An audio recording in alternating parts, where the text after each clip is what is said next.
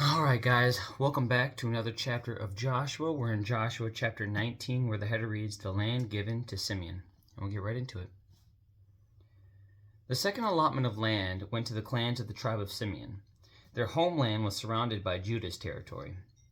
Simeon's homeland included Beersheba, Sheba, Molada, Hazar Shual, Bala, Ezem, El Tolad, Bethel, Hormah, Ziklag, Beth Markaboth, Hazar Susa, Beth Labauth, and Sharuan, 13 towns with their surrounding villages.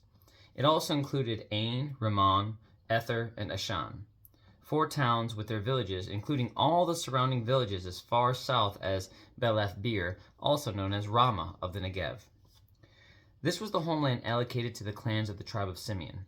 Their allocation of land came from part of what had been given to Judah because Judah's territory was too large for them. So the tribe of Simeon received an allocation within the territory of Judah.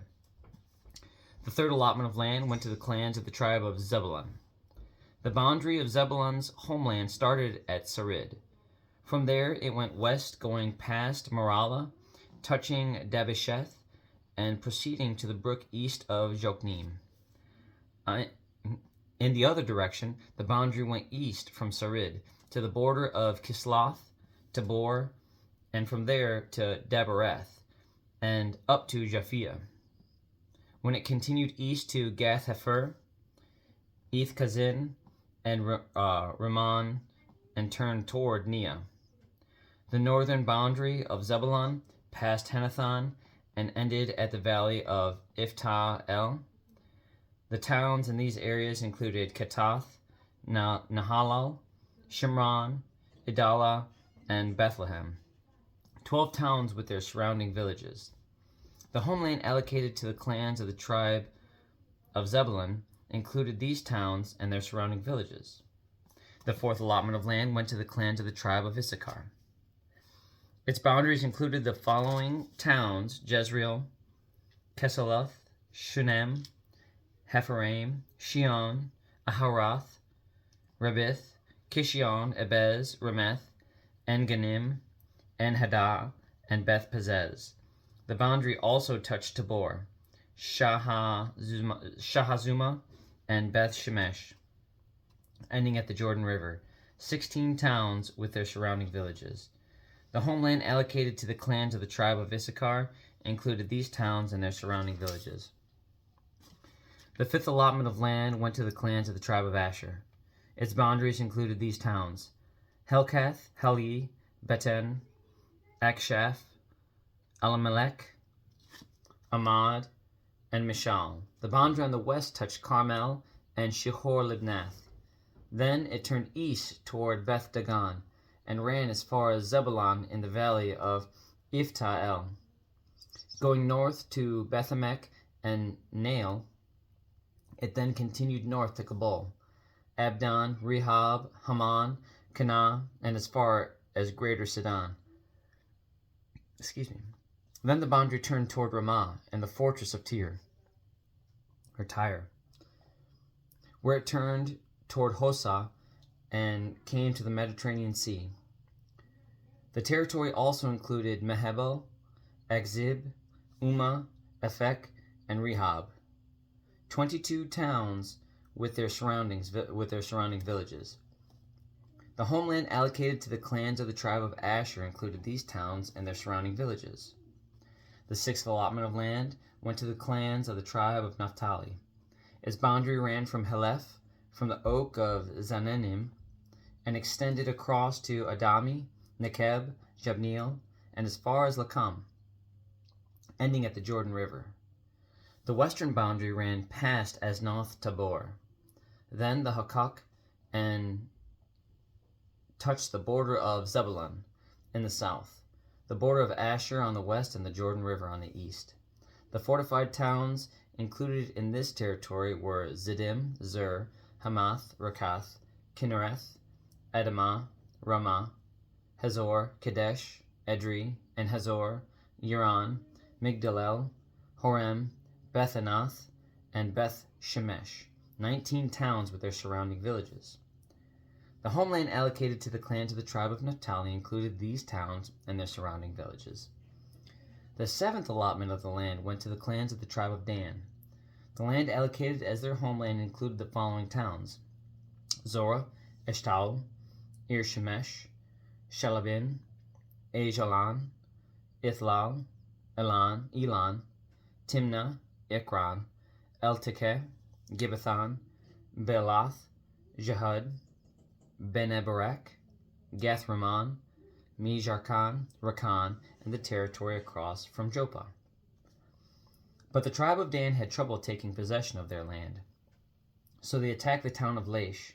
They captured it, slaughtered its people, and settled there. They renamed the town Dan after their ancestor. The homeland allocated to the clans of the tribe of Dan included these towns and their surrounding villages.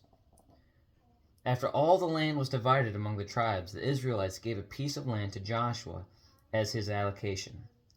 For the Lord had said he could have any town he wanted. He chose Timnath-Serah in the hill country of Ephraim. He rebuilt the town and lived there. These are the territories that Eleazar the priest, Joshua son of Nun, and the tribal leaders allocated as grants of land to the tribes of Israel by casting sacred lots in the presence of the Lord at the entrance of the tabernacle, at Shiloh. So the division of the land was completed. Goodness. I think the only thing that I have here is I kind of want to reflect in a fleshly sense, and not in a derogatory sense, but a fleshly sense. I'm curious as to how much land that there was actually allocated in Joshua. How much actual square footage was this place, and how many people inhabited that, and really how many people inhabited it before they made these advancements. Because, God reflected on, hey, you guys aren't ready to take this land back. There's not enough of you. So I'm going to leave these people here until their fate comes to fruition, and then you're going to go through and you move through, and you're going to really remove them with extreme prejudice. Knowing that they only had remaining, what I think it was Gibeon, that I think was the group of the people, the Gibeonites. I could be remembering that wrong. There are so many different names. But they tricked them into making a treaty, and what I really like is they didn't punish them for their deceit. They honored their own word and still chose to keep peace with them. That is amazing to me. And so with these continued names of conquered lands and conquered cities, it's super humbling that even in that, they're still keeping their word. And hopefully in that sense, honoring God with that. Because obviously all the work that he's done to ensure that their victory was all but, what's the word I'm looking for? All but sealed when they started off on this adventure. So I love that. Outside of that, I don't get a whole lot more. Simply put, it's just a list of conquered cities and how they reclaimed it and who reclaimed it, and how it was allocated to its people. I do like the fact that because of the kind of leadership that Joshua had, that they honored the work that he had done as a leader and allowed him his share of whatever he chose. I'd be curious to see how he chose that, and to see if there was any other part of selflessness done in that, and that's just more of a personal, I'd be curious as to how he chose that. Or maybe he let his wife and kids say, hey, where do you want to live? But that's just more or less anecdotal on my part. I just think that's kind of funny. So on that note, have a good night. God bless. I love you. Jesus loves you. And I'll be back for chapter 20 of Joshua tomorrow, where the header reads, special cities are set aside, the cities of refuge. So on that note, have a good night. God bless. I love you. Jesus loves you. And I'll be back for Joshua chapter 20 tomorrow, guys.